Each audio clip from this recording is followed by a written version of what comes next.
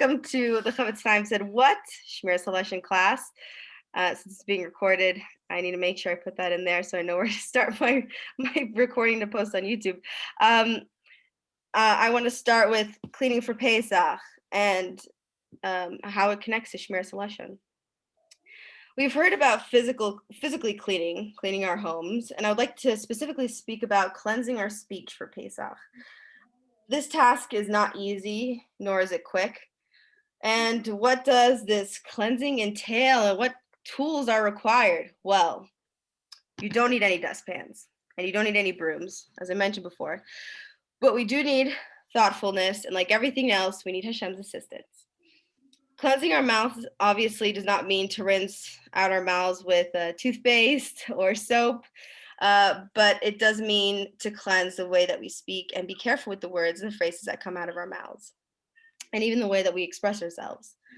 So this point, actually, that I'm going to be reading, I took from one of the emails from the Chofetz Chaim Heritage Foundation. It just made such an amazing point that I thought really connected to this. So first is cleansing our thoughts. And I'll tell you how this has everything to do not only with cleaning, but with Shmiros HaLashon. We may think our thoughts don't have much to do with the things that we speak or how we express ourselves, but they do. One of the most important messages a person must decode does not come from the written word. Rather, it comes from the expression on the human face. Without uttering one word, a person's expression can tell someone, you bore me, I dislike you, I'm angry at you, you're strange, God forbid. And we could just think of a few examples of how we could express that. Literacy in this area of communication is a vital tool for responding appropriately and understanding the feelings of others. So vital is a skill that human beings are born with an understanding of non-verbal cues. Even infants have been shown to respond to facial expressions, becoming upset when their mothers gaze at them with a frown, and becoming relaxed when their mothers smile. Which I've seen, you just look at a baby and you just smile, and all of a sudden they become happier. And you can make an upset face, and all of a sudden they're confused, right? And you see this. You can see this in your own life. Clearly, facial expressions can cause others much pain. If a tiny infant can pick up negative messages on an angry face, certainly older children and adults can just as instantaneously read what is written there. Because faces express so much, a person has to take control of the messages his face is sending. The simplest method for doing this is to adopt a pleasant expression on one's default mode. I know people know of, RBF. I'm not going to say what it stands for, but it basically means that you have a face that sort of rests in an annoyed way. Circa's not like this, but maybe she can do a good example of it. That's not the kind of person she is, but sort of just like always looking like this. And no one really wants to come up, even if that's not what you're thinking about. Some people have, I don't know, some people have that type of face. In other words, endeavor to not look like something is wrong when something is fine. Even when things are going wrong, it is not necessary to advertise one's misery on one's face, which I really like. Sometimes you'll see people sort of pining for pity, and they'll make themselves look sad, even if it's not that terrible of a thing. But then I'll read further. The habit not only inflicts the person's pain on others who see him, but forces him to carry his problems around with him everywhere he goes, increasing the sense of stress and fatigue. And as we say, like, sometimes it's oh my gosh, I'm having a senior moment. It's wonderful. It's possible. When it's contagious. Oh my gosh, I should have been thinking of the COVID. Yeah, sorry, I don't mean to. I'm just kidding. I said contagious. The way that we express our face, sometimes it comes off. I mean, I know that from personal experience, I could be in a bad mood and let that show and just go around my family, and all of a sudden it rubs off on my family when my family was perfectly fine before I started, being in a bad mood. Okay. And to avoid onas devarim, which is causing hurt through spoken word. This point it really has to do with the previous point, which is just about cleansing our thoughts so we don't put the stress on anyone else, but rather we should use our words to make other people feel better.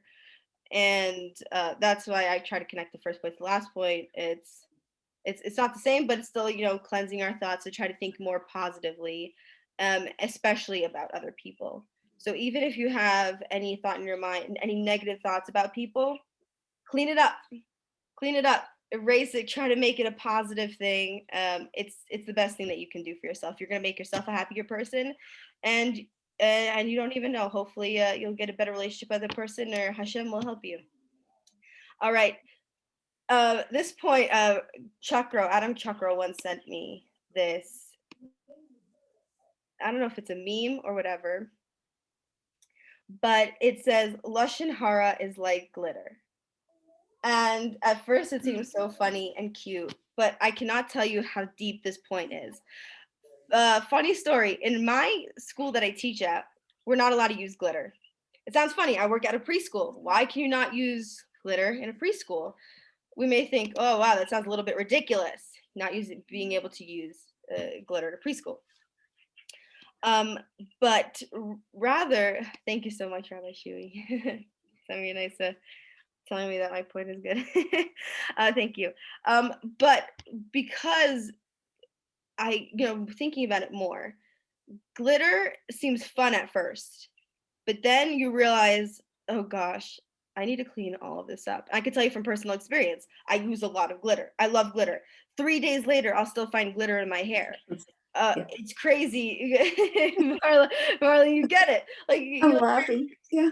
You'll just be like, oh, how do I still, you take it, you've taken several showers. It could be 2 weeks later. I'll find like a glitter on my eyelash. I mean, glitter on some of my clothes that I know I've washed before.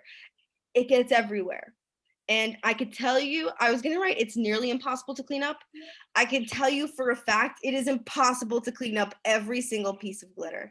So the reason I think that Lashon Hara is just like glitter is it gets everywhere. Like you don't even know where your Lashon Hara is going. You may think you're just speaking to one person. You're speaking to everybody, whoever that person is going to speak to. And we like to think that, someone won't speak to someone else. We can't ever assume that, right? It's going to get everywhere, and it's impossible to take back what you said, right? It's like the pillow, the feathers in the wind story that is the basic story for Lashon Hara.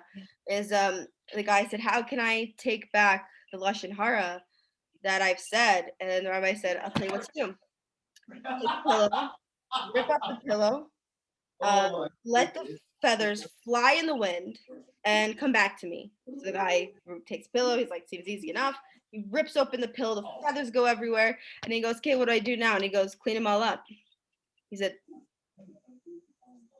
that's impossible. It's everywhere. And he goes, exactly. It's impossible to take back what you said. And I feel like feathers is a great analogy. It's a great mushal. This is a great story. But I just feel like glitter just hits home. It just gets everywhere, and it's impossible to clean it all up. So that was another thing about, cleaning. This really got to me. I really like this point. All right, another thing. Chametz, which is leavened bread that we're not allowed to eat it on Pesach, right? We're only allowed to have our matzah. It represents haughtiness, right? And our matzah represents humility. And our matzah is very humble. And like our Moshe Rabbeinu, our leader Moshe, who was such a holy person. And humility doesn't mean putting himself down. I'm not good enough. I'm not. No, he was a good leader, and he knew that Hashem was in charge, and he knew that that whatever he was doing, however great he was, is because Hashem helped him get there. And I feel like the opposite of that is not just haughtiness, but the idea of chametz. And how it connects to Lashon Hara is that when we speak Lashon Hara about somebody, we have this sense that we're greater than them. Like, you need to tell over this piece of information because you think you're so much better than them. Like, oh my gosh, did you hear what this guy just did? Can you even believe it? And from that, I think that's one of the main points that I wanted to make, is just to not be like chametz, but rather let's be like matzah. Let's be humble. Let's clean up our act. Let's make sure that we are doing everything in our power to stay clean. I said, let's clean up our act and make an extra effort not to speak lashon hara, because everything we say and express makes an impact on the people around us. And and when we say and express things, we want to hope that all of it is positive. And my bracha here is, may Hashem bless us to keep our homes and our speech clean from any of that chametz. No chametz during Pesach, whether it's from our speech or in our homes, and all this. I guess, I wanted to connect it to Pesach, but also I was sort of thinking about all these things, like how can I clean up my own act, and especially teaching a Shmiros HaLashon class. I hope that I'll be able to do it and do better myself. So thank you everybody for joining. Amen. I Amen. really Thank you. appreciate y'all being. Thank you so much, for sure. And I know that you're all going to do great.